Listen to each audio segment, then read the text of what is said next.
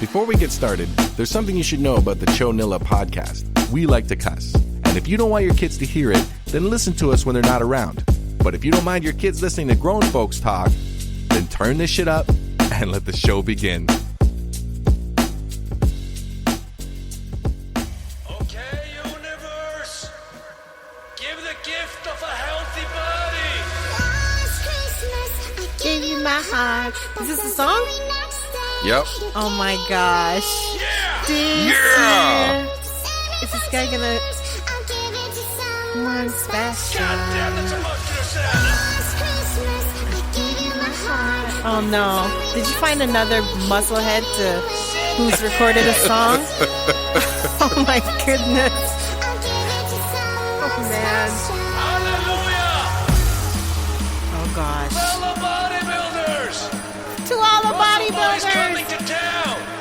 Yeah! DJ Muscle Boy. Who needs jingle bells when you have dumbbells? Drop the bass, Jesus. What? Yes. Jesus is dropping the bass? Yes, he is. Nice. Jesus could go a little harder on the bass for me. This is Christian muscle music. Is it really? I don't know. It sounds like. Well, Jesus Christ! Drop the it is. Jesus Christ, It drop is the bass. Jesus muscle music.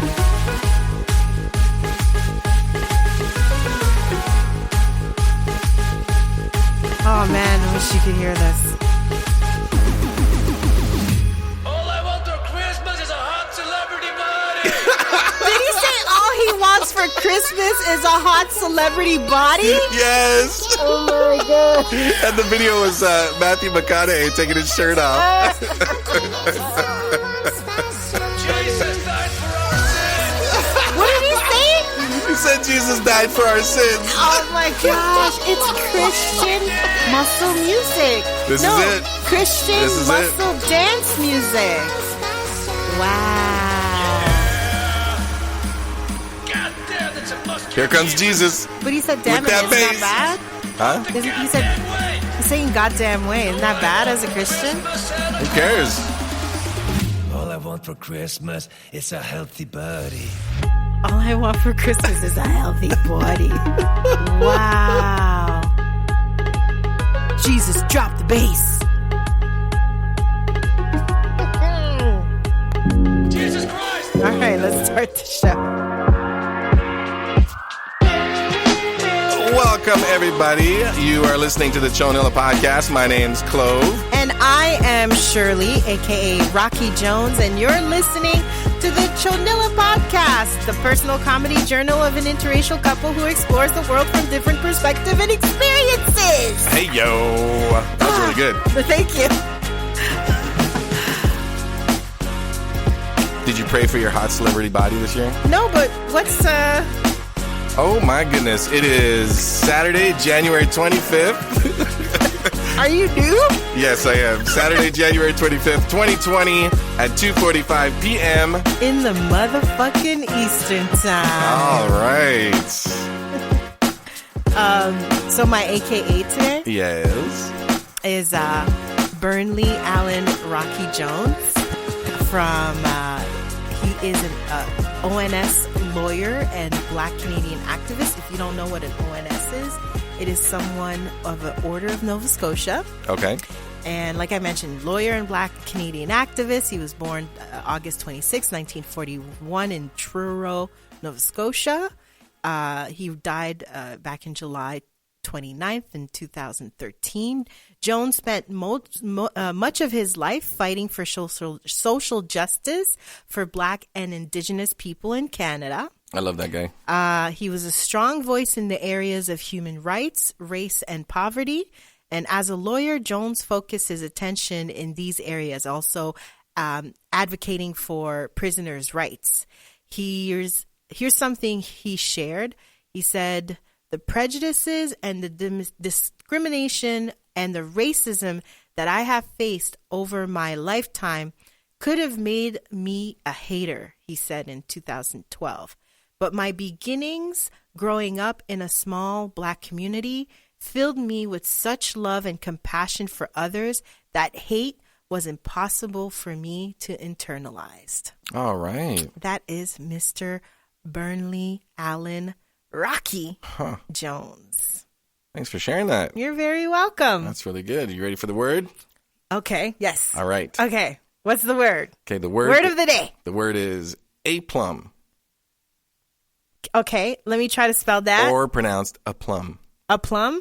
Is it spelled A-P-L-U-M? No? Wait. Let me try again. A-P-L-A-U-M? No. A plum? Mm-hmm. A plum. Yeah, Plum. a plum. Okay. Okay. Do you want the context? Oh, we have to guess what Yeah, do you want- plum means. Do you want the context? Like round? Something that's red and round? No. I'm like way off. So the context is exchanges like the following, which occurred whenever she was invited to lecture, she handled with aplum. Say that again? Exchanges like the following, which occurred wherever she was invited to lecture, she handled with aplum. She handled with care. Ooh. Am I close? Very close. Yeah? Yes. What does it mean? What? You say very close and you're going to troll me and it's totally off. No. It probably means like she didn't give a fuck. No, it is, aplum means... With meticulousness. It means great coolness and composure under strain. Oh. Mm-hmm. I'm going to handle this with a plum. So according to vocabulary.com, a plum is the ultimate test for cool, grace under pressure. Use a plum to show great restraint under even the most trying circumstances in retail. It's always a good idea to handle the angry customers with a plum. I like that. I'm going to use that. A plum, that is a word I will use. Very cool. So synonyms are assuredness, cool, poise, calm, calmness, composure. A plum. Mm-hmm. Clove, you are always a plum. That's not true. Yeah, yes, you are. Okay. If you had to compare it to this beautiful, voluptuous, black, Haitian, Canadian woman, you are 100% a plum. Agreed. A plum. Agreed. How's your week? Pretty good. It's been a couple of weeks, 3 weeks, I think. Yeah. It's been This has been a lot going on. New Lots. Year holidays. Mm-hmm. I was sick. News with the studio. Yeah. Yeah. So I was sick from the day of my birthday, the 23rd, all the way till like the New Year for at least 2-3 weeks. Yeah, I think you caught that flu. That was a nasty flu, but at least it wasn't the coronavirus virus? I don't know. Flu, whatever flu's going around over there. I'm just starting to hear about it. Yeah. So at least it wasn't that, but it felt like that. Mm-hmm. Gosh, it felt like that. If birds have flu and it feels like that, I wouldn't want to be a bird. That's so funny. Fuck that. Yeah, fuck them birds. You mean to tell me that I'm going to feel these kind of flu in comparison to fly? Yeah, no, you're done. Is it worth it? Yeah. No. Like, do I want to fly? But I know I'll sometimes have these kind of symptoms of flu. No thanks. No thanks. I can hear someone saying, "Shirley, you're so stupid right now. You're so stupid." I can hear people's eyes rolling. Absolutely. No, my week was it's been I'm trying not to beat myself up too much because ever since I got sick, my workout has fallen behind. I haven't been really on top of that. Yeah, you mentioned that last time we spoke, yeah. And then also now this news of we have to leave Oh, yeah. this beautiful Yeah. studio space. Yeah. It's no longer going to be home of the Chonilla recordings. Coronavirus flu. That's what it's called. That's what Whatever. Cali. It's bird flu. Whatever.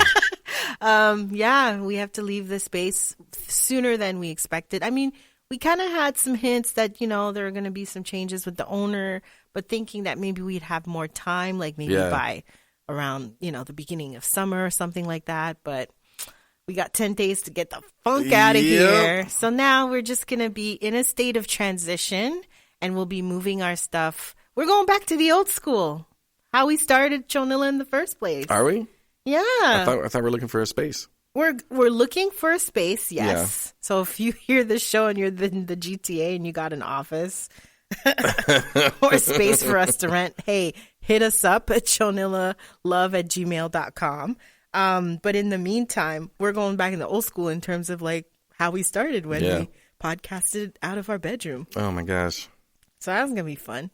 So we'll just roll over. Fun-ish. We'll just roll over off the bed and just go straight like on the mic. And, like, Hey. Yeah. It was nice having a studio space to be creative in, but you know, it is what it is. It is what it is. But we saw 2 places today. Mm-hmm. One place that's so cute that we fell in love. It used to be like a tattoo parlor. And there's a little room, like 2 offices at the back, and then the main entrance, which I guess that's where it was the main tattoo studio space. Yeah. And fell in love with it, but you know, price wise, we're like, that's a little pricey. And then we went to see the second place. Oh my gosh, that second place though, it's like a serial killer. Like it's at the back of a house. First of all, like. Yeah, it's some kind of like it's like a giant garage, like somebody's giant garage with like a second. Yeah, you're right. With a second floor in there. With a second floor, and then the second floor. Did you feel good standing on there? No, absolutely not. What? When we were up there, I was thinking to myself, I'm gonna fall through. Yeah, or like I was thinking about working late nights, and I was like, F that. F this place, man. No way. Right by a gas station, right across, and an alley. In the back alley of a gas station. Right, we enter a back alley of a back station. Come on. Yeah. No. You should have seen the floodlights that were above the doorway. I was like, okay, those are giant floodlights. Cool, but what does that mean? Giant floodlights. Yeah. Giant floodlights means something. And then good call. And the roof was caving in. The roof was caving in. My God. And then the stairs it smelled like moisture in there. It was crazy. The stairs was rusty as hell. There was no railing on it. There's no railing. It was like nothing but. This is a bad horror movie where, like, if you do one bad fall, your head would go through the whatever was sticking out of the stairs. Yeah. I was like, I can't have my kids here. Yeah, I don't know what that place was used for before, man, but it looked like maybe some kind of photo studio or something. He said it used to be. I saw the sign. It was like they did electricity and. Oh, maybe those were drafting tables then. Yeah, okay, yeah. Okay, I don't know, but like they do air ducts and air conditioning and heating kind of stuff. It was that kind of mom and pops. It felt very murdery. And then he goes, I'm like, so when you turn on the heat, does it get nice and heated up here? You know it doesn't. I don't buy that bull. He's like, yeah. It's working now. When it works. Yeah. When it works, yeah. When it works. He said it's not working now, but if you were to take the place, we'd have it working. Like, dude, what? Don't have your dad show that place. Get out of here. Because that is just, it's so bad. So bad. Oh. And then I started asking him about TMI and everything like that, and he's like, "What? That's too technical." And I'm like, "Okay." He had no idea. Oh my, that was scary. And then the bottom of the stairs is being held by this white bucket in the corner. I was like, "No." Oh yeah, the spiral staircase was rusted all to shit.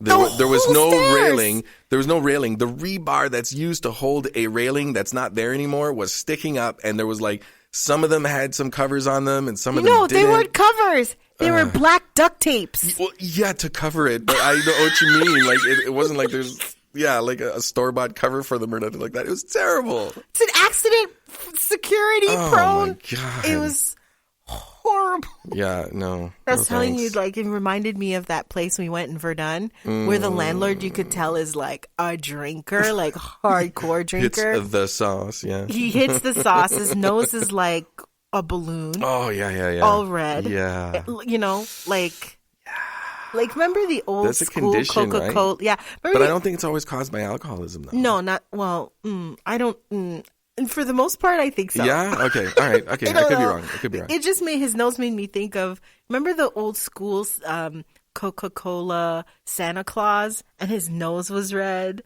I don't know. I was obsessed with looking at his nose. His nose was red, or was it like it looked cold? Like an alcohol. Cold, right? It looked like Santa drank alcohol. Oh, really? His cheek was red and his nose was red. I'm like, oh my God. Damn, Santa's an alcoholic. Okay. All right, Santa.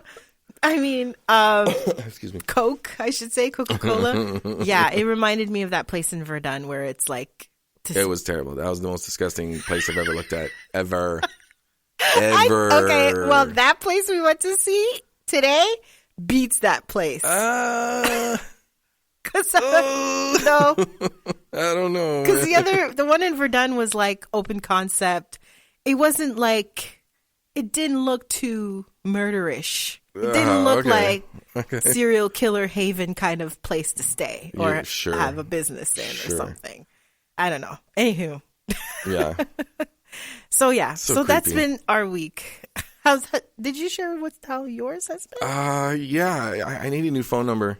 Why? Because I had a telemarketer call me this week, and she was like, she introduced herself, and then she started going in about how she was following up on my interest. What? In financial planning and financial management and stuff like that. And I was like, yeah, that was my reaction. So I was like, right away, I was like, no, thanks. I'm not interested in pursuing this call. Mm-hmm. So she's like, why not? And I'm like, well, I just don't have time. Yeah. So she's like, what's so time consuming? Is it your job? Is it your lifestyle? Are you joking? Not even kidding. Not even kidding. Yeah. She's like, what's so time consuming? Ma'am, you called me at 12. You didn't even at 12. What time did she call you? It was just like lunch had just started, so maybe like a quarter after 12 or something. Yeah. Wow. Okay. Yeah. You're gonna call me on my me time? Mm-hmm. Really? Yeah. So she goes. So then I tell her like, that's really none of your business. Why I don't have time, and I'm not interested in pursuing this call. Yeah. So she goes,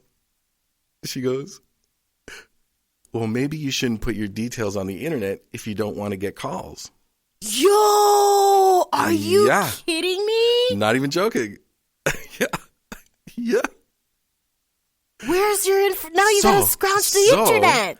So I said, I said, where exactly on the internet are you getting my details?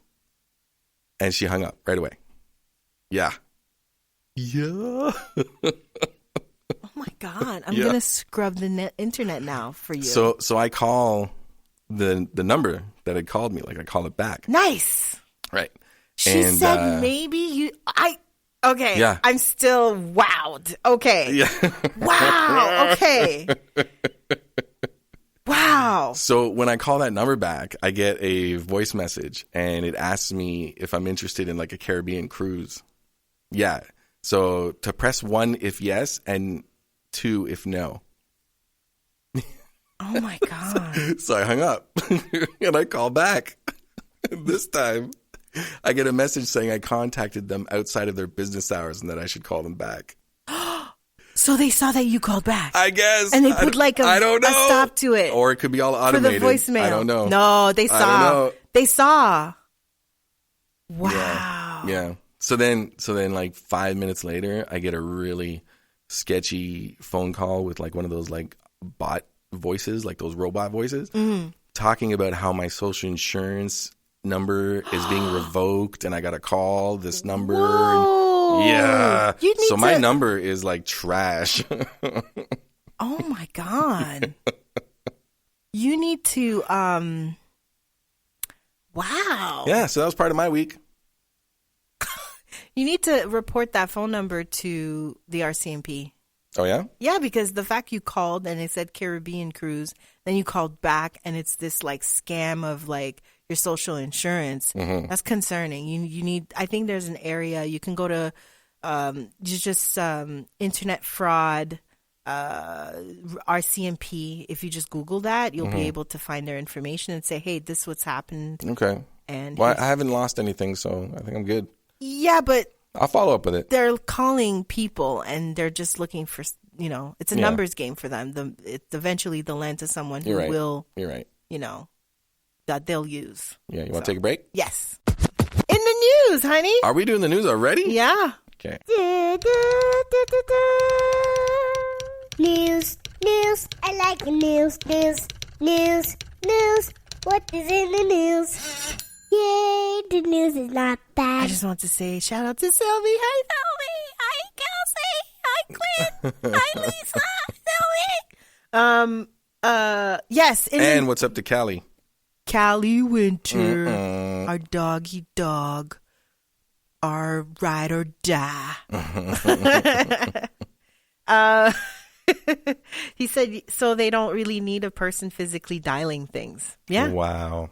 Yeah, I guess you put it in. Yeah, if you get a database, you put it in a machine, and it just starts cold calling. Yeah, you just press a button like you're ready for the next call, and then bam. Yeah, he said to make the whole this so much easier for those scammers. Yikes.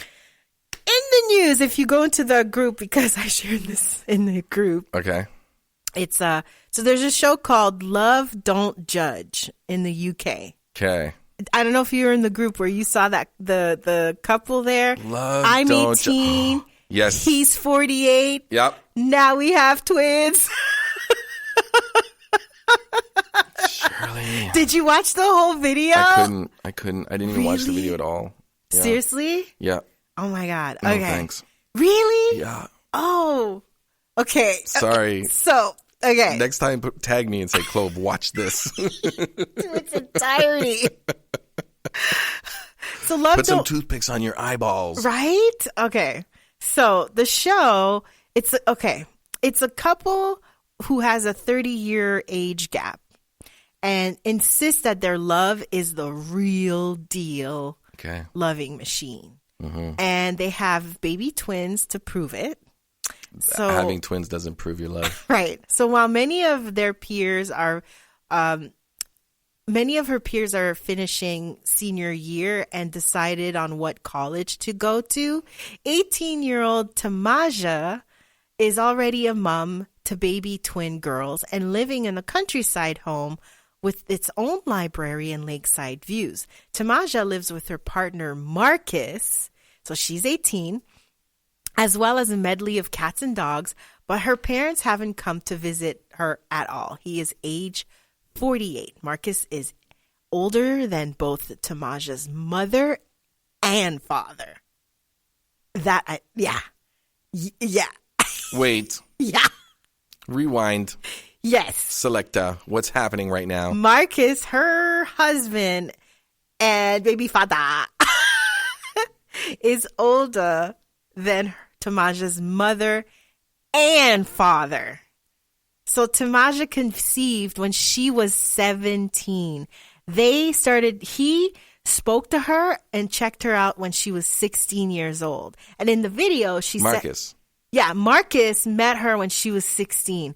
And she said,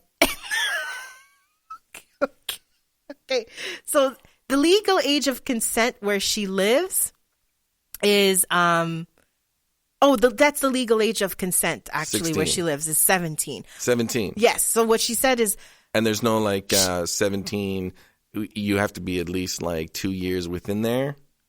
Nothing like that, I don't know. But she said Interesting. that, so she met Marcus when she was 16 while at a grocery shopping trip to Walmart with her grandmother. Okay. And Tamaja noticed an older man looking at her.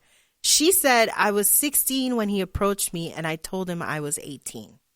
But when you look at the video and you see pictures of her at 16, bruh, you didn't know she was 16? I wrote this and I saw that comment about her lying about being 16. Yeah. And I'm like, he was totally hoping she was lying. Yeah. Like when she says she's 18, he's inside, he's like, yeah, I hope she's lying. I hope she's younger. Yeah. It'd be like all my friends and my boys are going to think I'm the Dawn for not only having a young wife or girlfriend, but a black young wife. What's wrong with me that I don't see how this can work? What's wrong with me that I don't see that they can have anything on par intellectually to talk about? Right. Like, how is he not promoting her going to school? Right. So he said that after he found out in the video that he put a pause to it. Your pause wasn't that long, my friend. He put a pause to it? Yeah. Like they paused. They both paused. Like they're like, let's pause now that I know you're 16. And we're just going to, kind of pause on our relationship until. I'm not buying that. I'm not at all. You're 18 and you have, that. come on. And there's sorry. There's a picture in the video. Did you see? Where there's a picture where he's like she takes a selfie with him. You know what? I said I didn't watch the video. I did. I remembered. It was. This oh is my the god! part where I could. The part that I tuned out and I was like, I'm not even gonna watch the rest of this. Was when they kissed. As soon as they kissed, I was like, yep, nope. I had to pause 2-3 times because I paused when there was a picture of them taking a selfie, and she's laying on the bed and he's laying kind of on top of her. Clearly, you could tell they both don't have their shirt on in the picture. And she looks not 18. Like, she looks like a baby. She looks 17. And he looks, just, I can't even talk because just.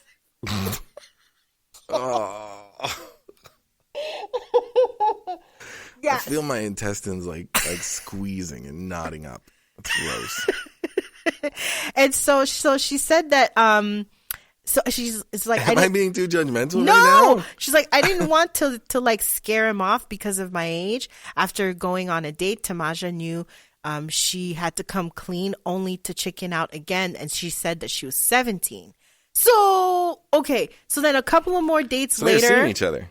Yeah, so a couple of more dates later, and Marcus found out the truth. He said, when I learned that Tamaja was 16, it obviously came as a surprise. Bruh, really? Come on. Came as a surprise. But listen, you have the privilege of having sight, but listen, and you didn't see? But listen to how coded that language is. It came as a surprise. That could be a good surprise, right? Yeah. It puts you... I was so surprised. Not only they came as a surprise, he says, it puts you in a tough position because here's a girl that you really like, that you want to spend time with, but now you have to also think of it from the whole legal aspect of, well, can I? She was only a month away from her 17th birthday. So we just kind of put the brakes on things for a little bit and then move forward after that. Once she hit the legal age of consent. Because he's such a law-abiding citizen that we don't need to worry about. After not seeing each other for a month, their relationship quickly accelerated, with Tamaja's surprise pregnancy coming just 5 months after they started seriously dating. While Tamaja still takes the twins to her old family home, Marcus has never gone with her. Hell yeah, Marcus, you can't go with her because you're going to get a punch in the face. That's right. You know full well. That's right. You're wrong. Wow. And so, like many protective parents, they have expressed concerns about Tamaja's dating a man 30 years old, older than her. And the twins approach their first birthday later this year. The couple admit it would be too difficult to have a family party, but hope with time the situation will improve. So when he was 30, yes, she was exiting her mom's vagina. Oh my God. Yeah. Yeah. When you put it that way. Yeah. A 30-year-old grown-ass man in the delivery room. Ew. Yeah. That's like, Ew. what the fuck? How? I feel like I'm being like, I feel like my reaction reminds me of times when I'm being completely ignorant. Do you know what I mean? Yeah. Like, so I don't know what's happening right now. Yeah. This to me seems not right. Do you think this interracial couple will last? No. What makes you think that? Like, do because you think... she doesn't know what she wants. She hasn't had a chance. Yeah. It's so funny you say that because... She hasn't had a chance to make a decision like he's had a chance to make a decision. Yeah. Do you know what I mean? Yeah. Like this kind of commitment when you have like he's got like 30 years of like life. Yes. Before making this commitment. Yes. Yes. It seems insanely selfish to the point of it being predatory. Yeah. Yeah. Yeah, because it's so, I can't remember how we were talking about this with the girls, but I think we were talking, I think the whole word, I think the word pedophile came up, and then we explained to the best that for their age range, what it is, who that is. Yeah. And we were talking about how social media, it's important that we check what you're doing because you're still young. And as much as I feel us as parents, we talk, there's a lot of parents who keeps that information away from this is the all constant struggle that I have. Okay. For me anyway. I'm listening. How much do you share with your kids? Because I'm a strong believer that knowledge is power. It really is. Knowledge protects you. Yep. Knowledge it helps you make better decisions. And when you are young, the thing with pedophiles, it's banking on, and that's what we said with the girls, like I can find like, okay, if you are using this social media platform and we ask you like, okay, it's only your friends, you cannot accept other people to be friends with you on these platforms or whatever because you don't know who these people are. Right. But also, you need to know these people. Because we were talking, so our girls had Instagram accounts, but we told them like delete. So they deleted the accounts. Okay. And so, and why did they have them in the first place? So they could contact their friends in their class, right? Yeah, okay. The whole school, their friends, and the whole. It was very like the kids from their class had it, and they all shared each other, and they had like their group within Instagram. And then after a while, it's like no, get rid of it because kids are kids, and they're all about like wanting to have followers. Are they? Of course, they're young. So anyway, the accounts got deleted. And we were talking about like I don't even know how the subject of pedophile. I think we were watching something, the word came up, and then they were wondering what's a pedophile kind of thing, right? So we explained. And then, what I mentioned. Was I there? Yes, you were there. Okay. And then so I talked to the girls, like to all the kids, that the thing is, as we could tell you as much as we can about what things are and that there are people like who are pedophiles, who they are, whatever. Right. And we feel like, I feel like we talk, we share a lot more than maybe most parents because I strongly, as a person who have been a victim of abuse, I know the number one reason that I couldn't gauge things is because nobody spoke to me. Right. Nobody educated me. Nobody gave me information. So I was a prime, beautiful, like, you know what I mean? I'm the prime naive prey for people like that because I have no idea. Yeah. But the thing is, there's another aspect I realized when I spoke with them too. You can talk to your kids as blue in the face and be dead honest about about the world and how it looks like. The thing is that they're still young. And when you're young, you don't have experience. You haven't lived enough to kind of gain the experience to understand patterns of when someone is taking advantage of you, when someone's lying to you, when someone's trying to control you.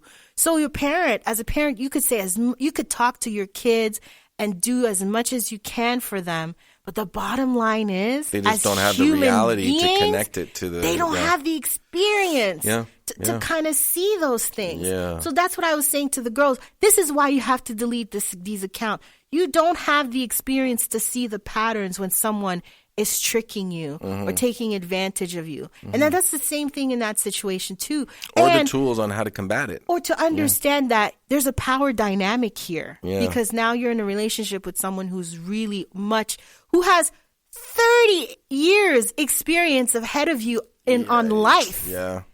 Who can probably choose to share with you or not share with you. As you know what I mean, in terms to controlling you, not share that much with you, and you have no idea because you're only 18 years old and you only have 18 years of life experience. I hear you. There's certain things that you have no idea about. Look how much things that we're still learning, and we're in our 40s. I know. That we had it's embarrassing. No freaking idea. But it's not embarrassing. No, I hear you. And there's people who are our age who knows even less than us. I hear you. So that's why when I was watching the video and they're like, oh, he even said the line, age ain't nothing but a number. I was like, oh my gosh, no. Like, dude, you have an upper hand all the time, regardless when it comes to life experience. Predator's anthem. Yeah. Anywho, that's what it made me think. And well, I wanted to follow up because you said something about how much do you tell your kids, like how much when they, how much do you keep from them, how much do you tell them, And what I wanted to say is that primarily, I want my kids to trust me. yeah. And if I tell them stuff that they Yes. wind up finding on their own is not true, Yeah. that's going to erode that trust. yeah. Do you know what I mean? So I would rather them like hear something from me and then have something out in the world confirm it. Yes. And then they're like, oh, okay, I can trust when I ask my dad a question, he's going to be honest all the time. Yes. Yeah. And that Yes. to me is what's most important. yeah. So it's a balancing act, right? Like obviously there's some information that, is age appropriate. Right. Some Right. information you just exactly But- that you but- say. but as I'll long as go you're honest more and in depth say in that, yeah, and we've when done you're that. older, yeah. Yeah, we've said like this is not how much I can share. I can say. Yeah. But when you are older, I can get Yeah. more in depth in terms of Yeah. This is not Talking an about age appropriate conversation. Yes. Yes. exactly. But yeah, for me, number one thing, kids need to trust me. Yeah. Ready to take a break? Sure. That sounded like you were speaking Chinese. Sure. Sure. Okay. What do you got in the news? What else in the news? Wait, did you already do a news? I did. Okay. What's yours? Okay, so there's a two-spirit doctor Oh. yes, where are they? In Edmonton, Alberta. Mm-hmm. Their name is Dr. Makokis. Makokis. Yes, and he's helping guide trans teenagers in exploring what it means to walk in two worlds. Oh, wow. Yeah, so his name is Dr. James Makokis, and they treat young transgender people and teach them about being two-spirit. And if you're not familiar with the term two-spirit, it's an umbrella term used by many indigenous LGBT plus people that dates back to pre-colonial third gender roles. Yeah. It's amazing before colonialism kicked in, not just in like indigenous lands, like in the Americas, but in China, India, so many places, even in Africa, Yeah. where you have old scripts, I guess, or Yep. or stories of how much trans people were accepted in many societies before, white Christian reality kicked in through Yeah. colonialism.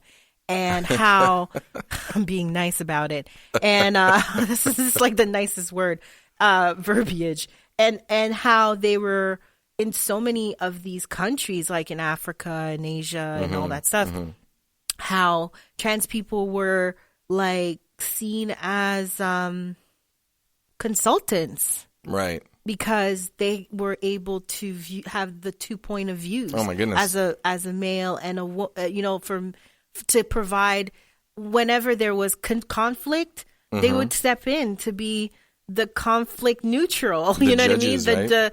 Not the judges, but to kind of give you a third perspective. Sure. Because a trans person in their community can see the female and the male perspective Right. into a situation and kind of give you. So it's fascinating when you learn that kind of stuff and you're like, damn you, colonialism! It's like a giant eraser. Just erase Colonizers! shit. Yeah. Rooting everything. So Dr. Makokis holds an event called a Two-Spirit Sweat. And during a Two-Spirit Sweat, the group takes turns sharing stories of coming to understand the meaning of Two-Spirit and finding a community to support them. Nice. There's currently no survey data on the number of LGBT plus or Two-Spirit people in Canada. Sean Waite and Nicole Denier, assistant professors of sociology, estimate the number of Indigenous LGBT plus people as between 39 and 100,000. 39 and 100,000? Between 39 and 100,000, that's the estimation of LGBT plus Indigenous folks. Where, in Canada? Or? Yeah, Canada. Yeah. Oh, that's only Canada. Yeah, Canada's Wow. 2016 census counted nearly 1.7 million Indigenous people, which translates to approximately 4.9% of the population in Canada.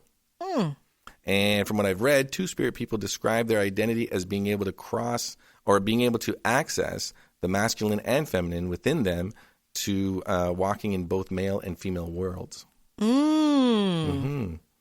The term Two-Spirit was coined in 1990 at a Native American First Nations gay and lesbian conference in Winnipeg, Canada.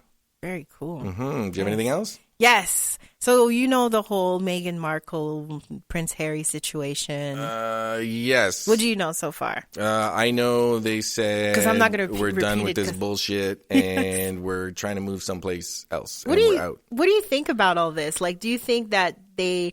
Because I'm hearing that they made the decision kind of like on their own, and it's after the family, like the Queen and the rest of the family, kind of had to huddle together and be like, "What the hell? What's going on?" And then and then after later, they're like, "We support their decision, but although we support them, we're going to remove the title from them." So does that mean he's no longer Prince Harry? Like, I he's have no just idea Harry? how that works. And Excuse me. and that, you know, they also have to, the couple's home that they refurbish with public money, they have to give that money back.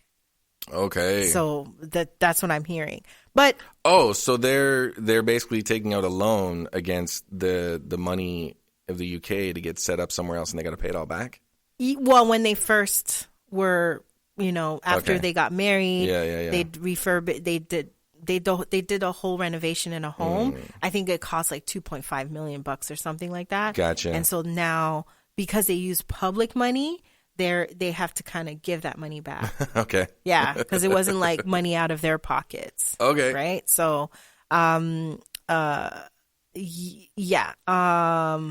it's been like in the, you know, Megxit, that's what they're calling it and everything. Megxit. But because of this, it's created to Meghan Markle now is a verb meaning to value yourself and leave situations. Yes. Somebody made it like in past tense to Meghan Markle.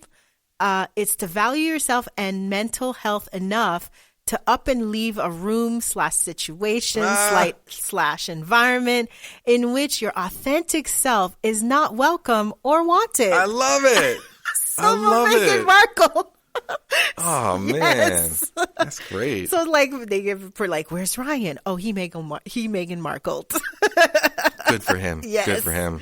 I love He it. deserves it. Yes, and she's getting so much support as by like Black celebrities or people in, yeah.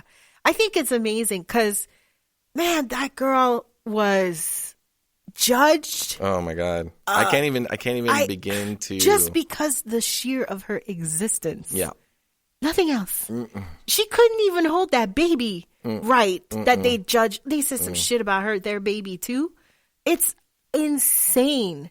And you know what? I didn't even know they had a baby. Yeah. But okay. They had a baby. His name is Archie. Okay. And Very British.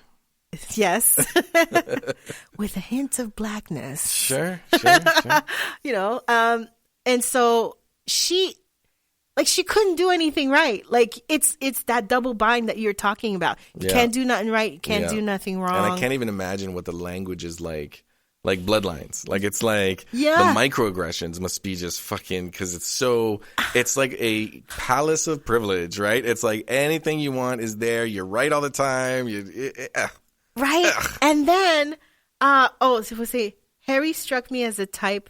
This is Callie. You say, Harry struck me as a type that low key didn't want to be much a part of the whole royal family mess anyway. Yes, absolutely. And you know what? I could see Harry. I'm out, y'all. Yeah, well, Harry Yeah. never been like, he's always doing his own thing. I'm He's glad like, you were following him because I was not.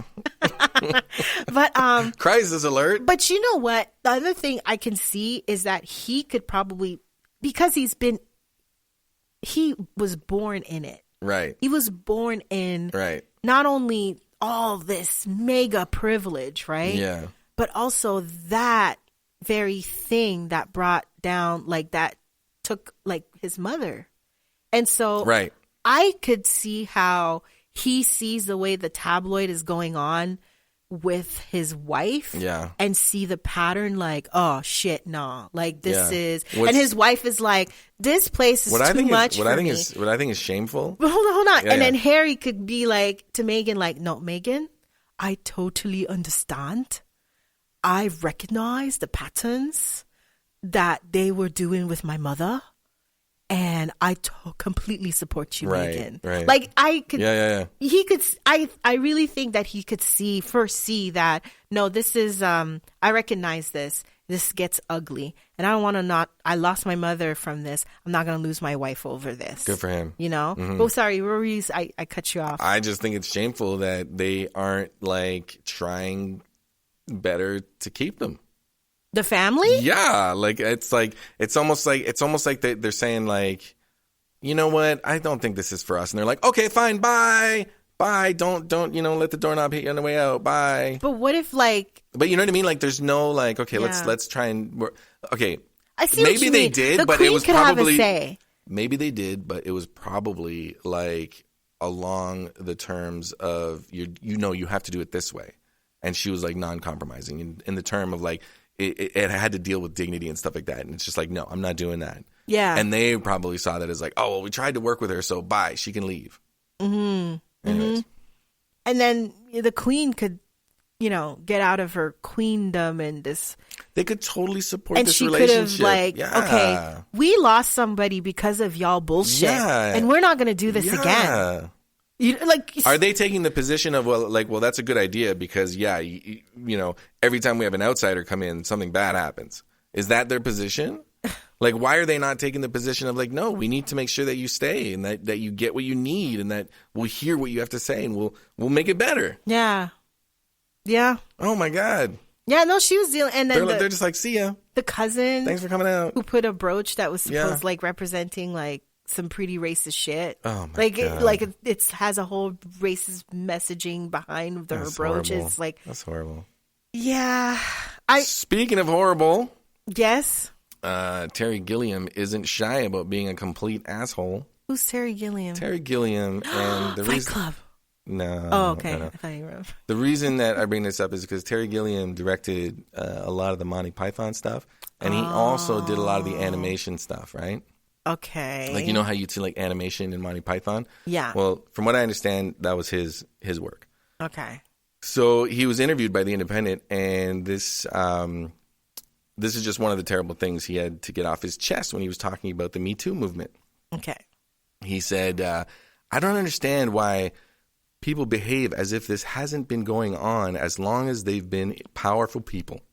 I understand that men have had more power longer, but I'm tired as a white male of being blamed for everything that is wrong with the world. He held his hands up and said, I didn't do it. Oh my goodness. Yeah. Yeah. Oh my gosh. Yeah. He's really tired of hearing about how privileged he is from people of color. I heard a British dude. I don't know if he's a musician. Asshole, and man. he said like the same it's thing to me, it's a little bit heartbreaking because it's like, fuck, like, wow. about Terry Gilliam. Yeah. Did you not see Monty Python? I know, but seeing this through this lens now is like, this is fucking gross. Oh, I see. Yeah. Anyways. If I could Fuck that guy. exchange my lens, if I You don't want it. It's if foggy. people could exchange lens, kind of like the movie Strange Days. Remember that movie where you could see people's. Now, if I could do that, where you could experience how the world treats me and talks to, like, you know what I mean? No thanks. You'd be like, oh my God. You'd be out for like a week, I think. I think Yeah. you'd be like, oh my gosh, I can't. Yeah, get I these need fucking like things off my face. I need 3 days. you call in sick. Yeah, I'm done. Clove, what's wrong? I exchanged lens with Shirley and how the world. I've been seeing the world through a black Shirley's woman's lens. eyes. And I can't. I Yeah. need 3 days. No, I need 3 yeah, days I gotta off. I need to go lie down for like 17 hours. Yeah. For sure. Yeah, so that's it for my news. Is it? I have more news. Have you heard of, well, this is actually the last news. Halle Berry, Sharon Stone, and Celine Dion. I swear to God, my brain was like, are we not going to talk about, because you said Halle Berry first, and then you said Celine Dion, and when you said Halle Berry first, I was like, oh my God, we're not going to talk about Celine Dion. What do you mean? What are you talking about, Chloe? I just need to brace myself. Go. No.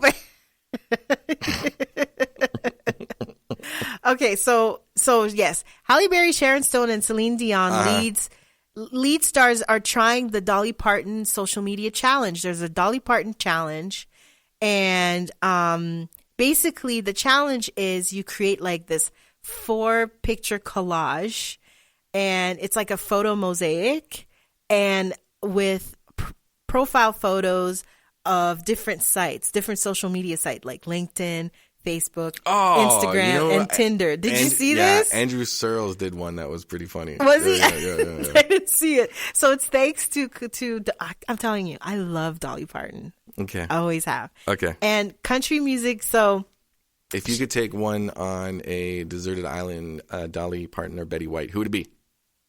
Dolly Parton. Okay. For sure. Gotcha. Because Dolly would make songs about this fucked up situation. Perfect.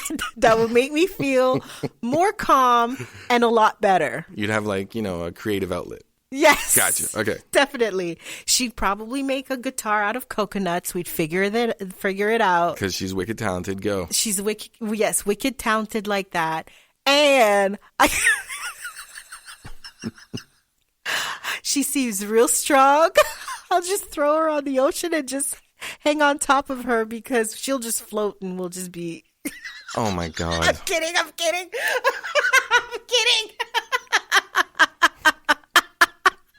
You can't wave away a bad joke by saying I'm kidding. It doesn't work like that, Shirley. Did you hear me say what I said? I said what I said. That's my joke, bitch. You ready to take a break, honey? Okay. I do have one more piece of news, actually. Let's do it. It's kind of sad. Someone has died, a gem for the people of Quebec. She died at the age of 92. Thérèse Tuguay-Dion. Céline Dion's mom. Yes. Oh, man, affectionately known to Quebecers as Maman Dion, has died at the age of 92. So rest in peace, Maman Dion. She was a R.I.P. She was a television host and philanthropist. She was, as you know, maybe some of you may not know, but she was the mother of Celine Dion, and she was the mother of 14 children, several of whom had careers in music. Tuguay-Dion played an important role in the life of Celine's music career. Rewind, select. I think you said 14 children. Yes. What the fuck? Well, you should have seen they lived in a little cabin, kind of like it's like Dolly Parton's family too. They lived in a little cabin. And I think there were like 7 kids. My dad had 8 brothers and sisters. Yeah. What the fuck? Back then, like you just had a lot of kids, man. Oh my God. And so 14 kids. She wrote the song "Ce n'est pas un rêve," which was Celine's first hit. Back in 1981 when Celine was only 12 years old. Wow. I have a little clip. You want to hear it?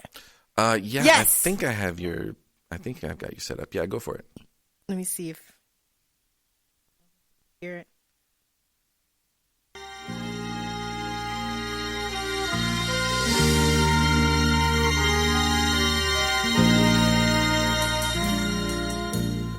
Nice. That was Wait, great. hold on. That was great, wow, honey. but you have to. No, hold. Tout à coup, je me suis retrouvée. That's her at 12. Une harpe, des violons jouaient, des anges au ciel me souriaient, le vent faisait chanter. You just don't want to hear it. Wow. Okay. And so in 2006, she started her own foundation for the education of disadvantaged children, the Maman Dion Foundation. And Celine Dion posted videos at her concert in Miami about the death of her mother. And she said, "Maman, we love you so much," she wrote. "We dedicate tonight's show to you, and I'll sing to you with all my heart." There's no way she said that in English. Maman, je t'aime beaucoup. Et cette chanson est pour toi, maman. Perfect. Okay. So, yeah. R.I.P. Maman Dion. That's it for my news. Bible Scriptures 90210. Thanks for the news, honey. You're very welcome. Okay, everybody, this is the part of the show where I share what I've read in the Bible and parody it by regurgitating it as an Aaron Spelling-like melodrama. So last time we heard about Abimelech murdering his 70 brothers, a story about talking trees trying to decide who should be the boss, the curse of Jotham, Abimelech burning 1,000 people hiding in a tower, a woman dropping a millstone on Abimelech's head. You remember all that? Yeah? Were you listening? Yes. Yay! Yes. And the players tonight are Jephthah, his brothers, 5 elders, and the Ammonite king. And this is what again? Book of Judges, chapter 11. I call this one Bloodlines. Oh gosh, that's gonna be dramatic. So cut to a man named Jephthah, who's from a place called Gilead. He has some brothers, except his mom was a sex worker. Ooh, Jephthah? Yeah, Jephthah. Okay. He's like Richard Pryor's life. Okay, got it. Exactly. But she's really funny. When Jephthah and his brothers were grown, they all the other brothers of Jephthah decided that they should kick Jephthah out of the family and cancel any of his inheritances. Why? Right. So his brothers were all like, yeah, you need to go, man. Your mother being, you just gotta go. Hold on. Isn't that wait, hold on. Rewind. Yeah. His brothers wanted to kick him out, but don't they share the same mother? No. Wait, I'm confused. No. So they're brothers, but his mom is a sex worker. Like, only Jephthah's mom is a sex worker. Same father, different mothers. Correct, Amundo. So it's like his half-brothers. Correct. Got it. Okay. So they kicked him out, and Jephthah packed all his shit and moved to a place called Tob.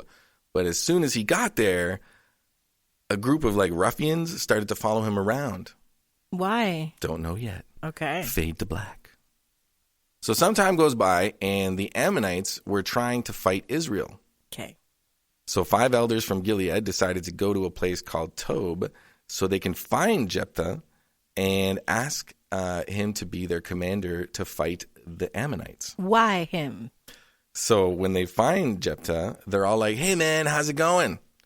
Me and the boys were wondering if you would consider maybe coming back and being our commander.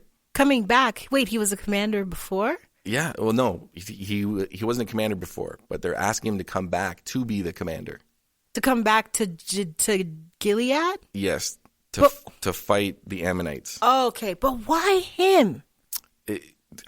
We'll get into it. Okay. Maybe it'll expose it in the story. Okay. All right. So, but you're all caught up. Okay, yes. Okay, good. And so they're asking him to come back so he could fight the Ammonite kings. And so Jephthah, he's all like, but you guys kicked me out of my own home. Wait. Okay. Yeah. His brothers are the one who's asking him to come back to fight? No, just elders from a place called Gilead. But he's saying you guys kicked me out of your own home. Yeah, I guess it's related in the sense that these elders sees were you're part of right. You're part of a place that I don't want nothing to do because you didn't want nothing to do with me. Yes. Got it. Okay. Got it. And, it's like how I feel with Montreal. Got it. Right. And so he's all like, so now you're in trouble and you want my help. So the elders were all like, calm down.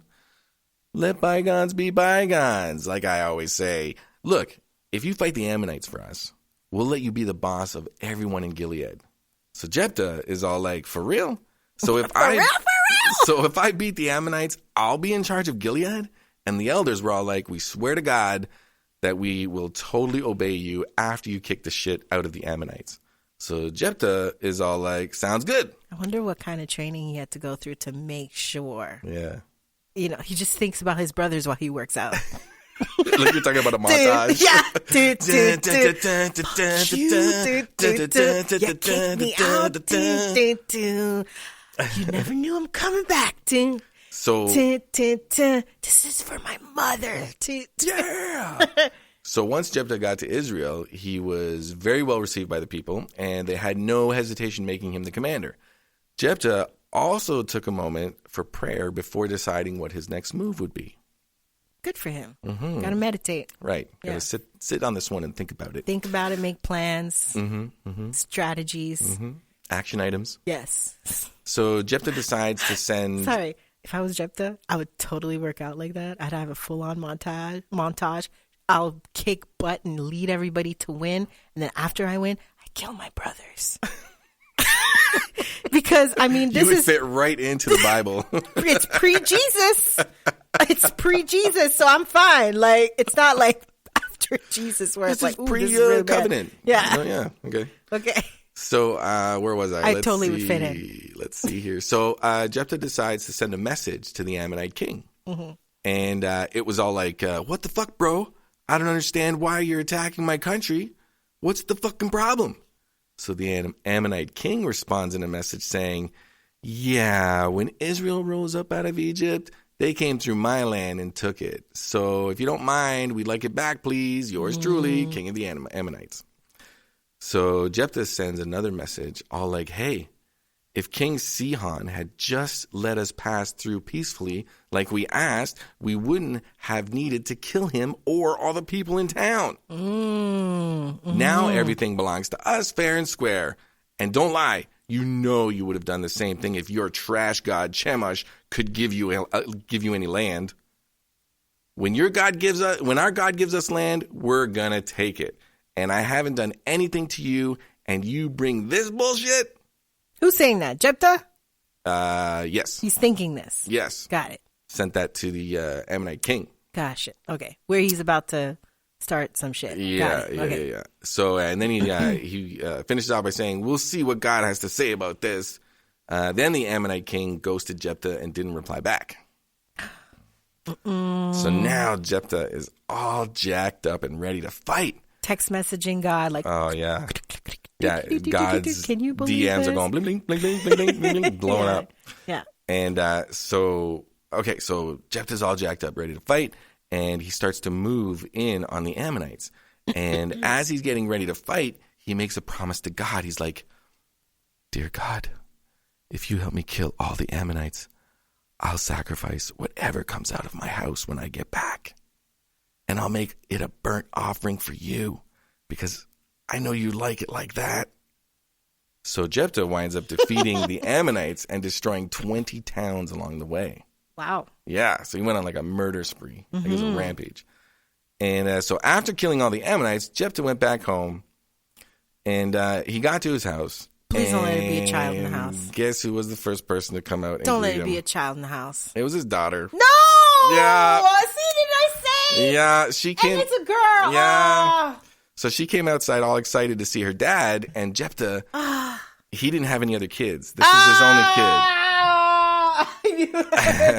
As soon as Jephthah saw her, he remembered his promise and starts losing his shit and he's tearing off all his clothes. Of course. He's all like, no. I knew it. I was like, what were you? Yeah, he's like, I promised God I would sacrifice whatever came out of the house when I got back from fighting. Did he not find out from his ancestors, have a animal in the house? If you're going to have kids, at least 2, 3. Have a cat, a dog, something else, and a cow. So his daughter is all like, it's okay. I get it. God helped you beat the Ammonites, so you should do what you promised. Wait, he told her? Yeah. He was yelling it. He was like, no, I promised God I would sacrifice whatever came out of the house, blah, blah, blah, blah. And she's all like, it's cool. It's totally cool. And so she's like, but now she tells him that she's really sad and that she won't be able to get married. You know what I mean? So she asks, would it be okay if I hung out in the hills with my friends for a couple of months so that we can all be sad about me dying before getting married? Run. So, yeah, right. So Jephthah, he lets her go hang out with her friends for 2 months. And run. And 2 months later, he sacrifices her as a burnt offering for God. Oh, he really went through with it? He really went through with it. Oh, man. And from that day on, Israel adopted the tradition where once every year, young women would leave their homes for 4 consecutive days to commemorate Jephthah's daughter. This is so 9021 sad. This is so sad. This is Bible Scriptures 90210. 90210. No. Chapter 12. Don't come for me. Wait, So, what's her name again? Jephthah's daughter? Yeah. I don't think they give her a name. I think they just call her Jephthah's daughter. You're not even going to say her name. No hashtags. Oh. Okay. So now Jephthah's daughter. R.I.P. man. we find out that woman. that the Ephraimites were pissed at Jephthah because they were saying that Jephthah didn't ask them to help bring the smackdown to the Ammonites. But wait, hold on. They're mad at him because he didn't bring the smackdown? What more do you want? No. They're mad at him because he didn't invite them to fight. That's what they're saying, right? Okay. So they're all like, since you didn't call on us to come fight with you, we're going to burn your entire house down. You know what?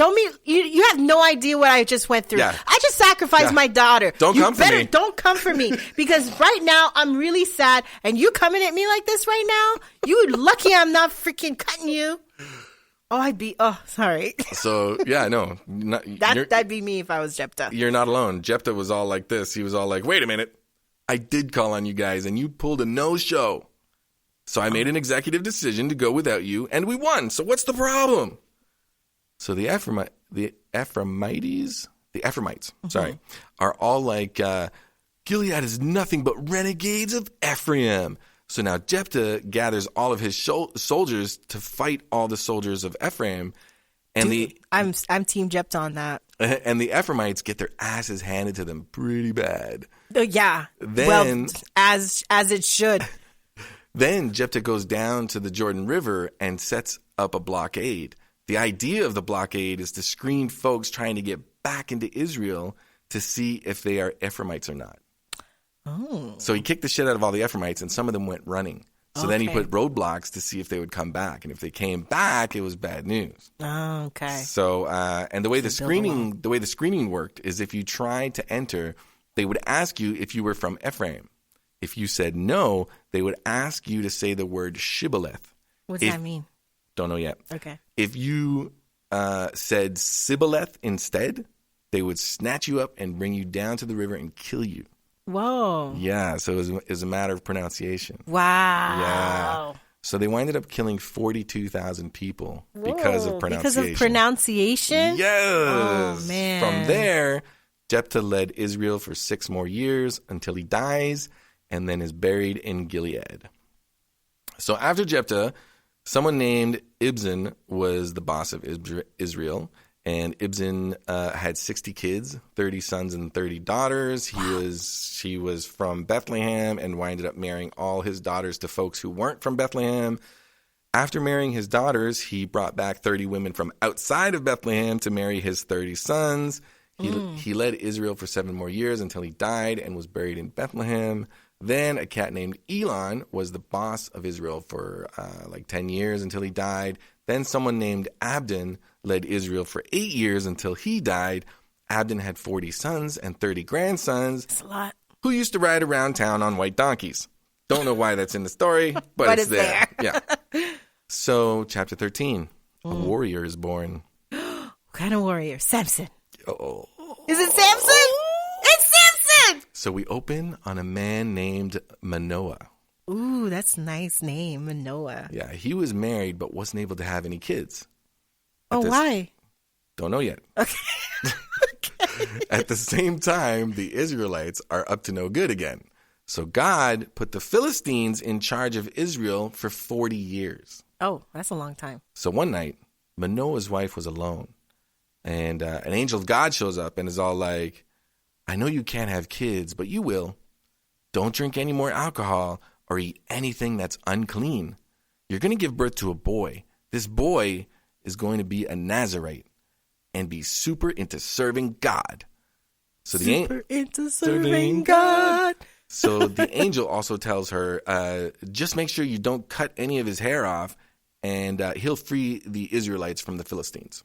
Okay, so there's a plan. There's an action plan in place. Okay. So Manoah's wife was all excited and went to tell Manoah what happened, and she was all like, there was this guy who looked like an awesome angel. I have no idea where he's from or what his name is, but he told me to stay away from booze and avoid eating unclean things, and I would give birth to a Nazarite. So later that night, Manoah prays to God.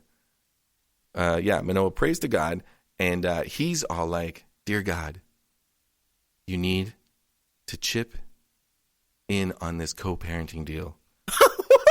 We appreciate you looking out. Okay. But I need more help understanding what you need me to do." Yeah. So I'm laughing because it's like, you know what? I didn't expect that for him to asking. So God heard Manoah's prayer, and when his wife was alone again, he sent the angel to field some follow-up questions. As soon as Manoah's wife saw him, she went running back to Manoah in a panic and was all like, "He's back. He's back." So Manoah went out to meet the angel and asked him all like, "Are you the guy from the other night my wife was talking about?" Yes. And the angel was all like, "Yeah, that's me." So Manoah is all like, "So what's the deal? Are we co-parenting or what?" And so the angel pulls out a briefcase. The angel is all like, "I already told your wife what she needs to do." So Manoah is all like, "Can you stay for dinner? I cook a mean goat." Oh, boy. And the angel is like, "Look, I know you invited me to come over and everything, but I'm not hungry. Yeah. You can make the goat a burnt offering to God if you want." And at this God point, loves animal fat. And at this point, Manoah still doesn't know that he's speaking to an angel. So he thinks he's just speaking to a guy. He's speaking to a guy who his wife told him that he said his wife is going to be pregnant. Okay. So it's a thing. Yeah. So Manoah starts making small talk and is all like, "So, I'm really looking forward to having a boy. What's your name?" And the angel looks puzzled. And the angel is all like, "What do you want to know my name? Why do you want to know my name?" He's like, "Nobody." And he's like, "I'm just a messenger." "Yeah, you wouldn't understand it anyways." So as Manoah is burning all his burnt offerings, the angel steps into the fire and is lifted into the air all the way until they disappear into the sky. The angel? Yes. Okay. So when Manoah and his wife saw this, they fell down and started crying. Yeah. And the way that they knew for sure it wasn't...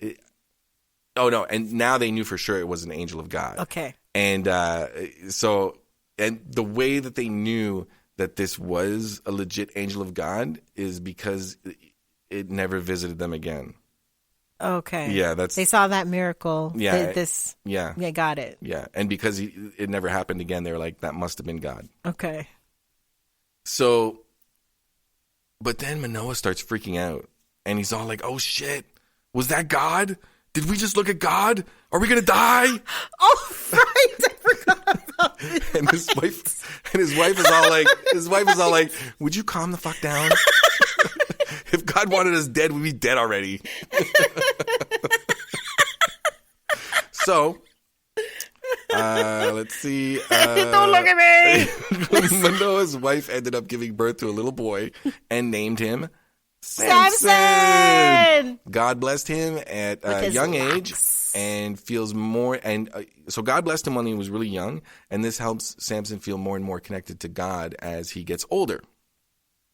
And that's it for this episode's Bible scripture. Like a true episode that keeps me in my toes, and I have to listen next week to find out. Fun fact, Samson means man of the sun and is sometimes considered to be an Israelite version of the similarly popular Greek divine hero Hercules, which is also very similar to the Roman divine hero Hercules. Oh. Next time we'll hear about everything Samson, which covers the next 3 chapters. That makes sense. Oh, interesting. Pass plate and donate. Pass plate and donate. Pass plate and donate. Pass plate, you gotta donate.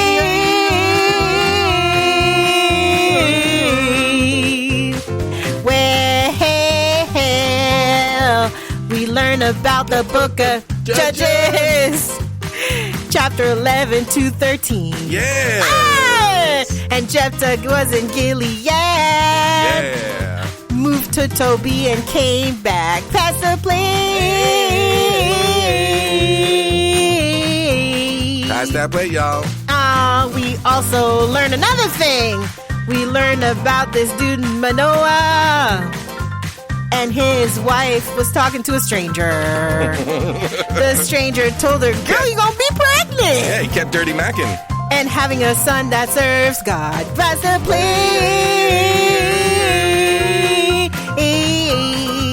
His name is Samson. Samson.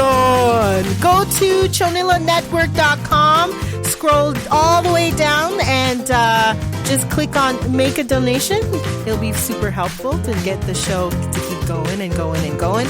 Email us if there's any questions you have about Bible Scriptures 90210 or any other questions that you have. Something that we said that didn't make any sense or make sense or whatever. chonilalove@gmail.com is the email to write to us. All right. And yeah, I think that's it for us for the show. I don't have a list or anything I'm pretty like that. good. I'm all done. I'm all done too. If you want to be entertained this weekend, just go on Twitter and type hashtag Dolly Parton challenge. It's really a fun challenge to see other people's idea of profile pictures for different social media. Email us, as I mentioned before, chonilalove@gmail.com. Shout out to Callie and Sherazade for hanging out. Yes. Oh, yes. Bluster Madness. Callie, shout out for hanging in there and on the live on Instagram. Follow us if you want to. Hey, we'll have a surprise being on the live. At Chonilla Love on Instagram is our username. And what else? That's it. We're going to probably take another... We just need some time to kind of set up since we're moving our stuff and going back to the original space where we're going to have our... Sign up to the newsletter and stuff. You'll get all caught up. We're going to be recording in our Den of Love, which... Den of Love. I don't know. Yes. Sign up to the site so that way you'll know when we're live. Thank you so much for listening. It's so good, so good to be back. Thank you for the amazing feedback. We've been seeing some of your reviews. We appreciate it, and we're just excited to be back and continue talking to you right here on the Chonilla podcast. Talk to you later, peace. Oh, now two fish now. Fish is here. My quote tonight. What's your quote tonight, baby? Reminder to white people. You will continue to mess up regarding racism. So continue to be teachable, open to correction, and vigilantly monitor yourself for defensiveness and white fragility. You never arrive as an ally. You must continually practice allyship. Woo-hoo. Yeah, and that was Big Booty Boy on Twitter. Nice. Thank you, Big. Whoa. It's Jackson BBZ. Thank you, Big Booty Boy. I didn't expect that. It threw me off.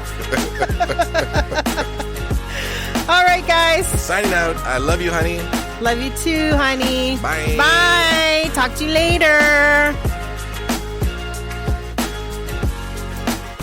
Us white people are stupid. Bluster wrote that. Hi, Fish. Hi, Terrelyn.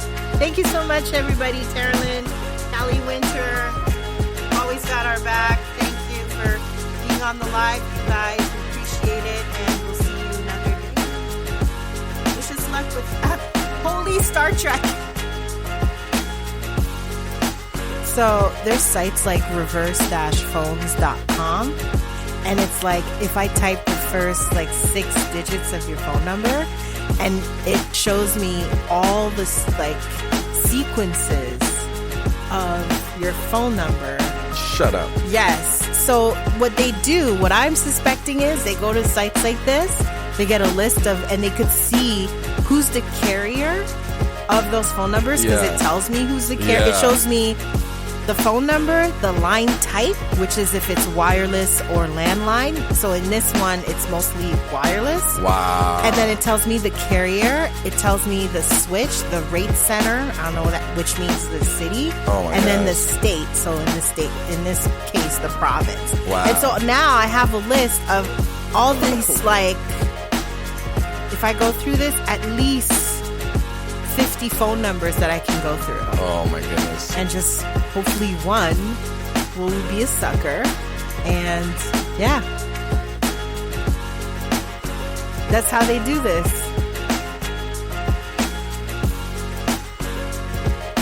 That's pretty bad. Yeah. That is pretty bad. So they're just like, yeah, it gives them a guarantee doing it like that too, that these numbers are actually existent. So they just kind of go through this. Right, and it builds a database of numbers that have live people in it. Yeah. Yeah. Especially because it's associated with the carrier, right? So Gross. I should start. Oh my god. Yeah, like look. Oh my gosh. Tells me landline, wireless, carrier. Oh my gosh. I could start a Caribbean whole cruise thing. line. A whole thing. But I'm not shady. I was gonna say I'm not that shady. Yeah.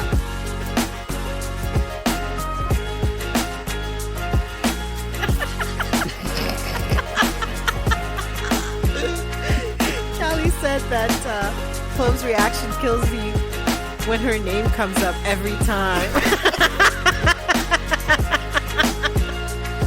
There's no escaping it.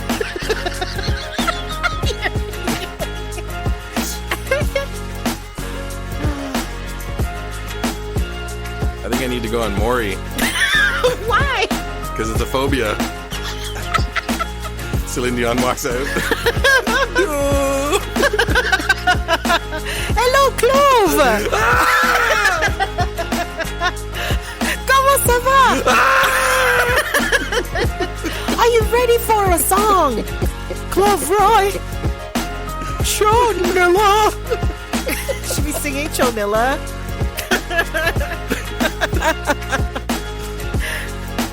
Oh my god.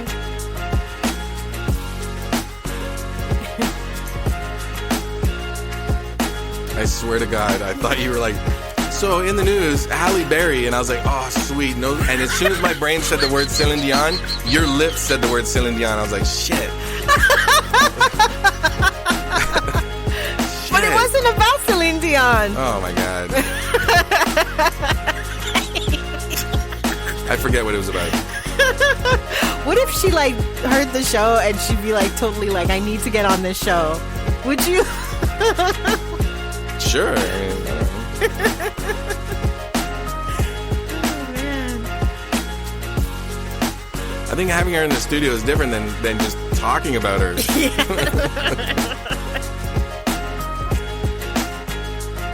I think you need like a podcast dedicated to Celine Dion. Do you think so? Yeah. Wait, you're still listening to podcasts? Well, if you love this episode of the Chonilla Podcast so much, just head over to iTunes or Spotify to subscribe and leave a review, I guess.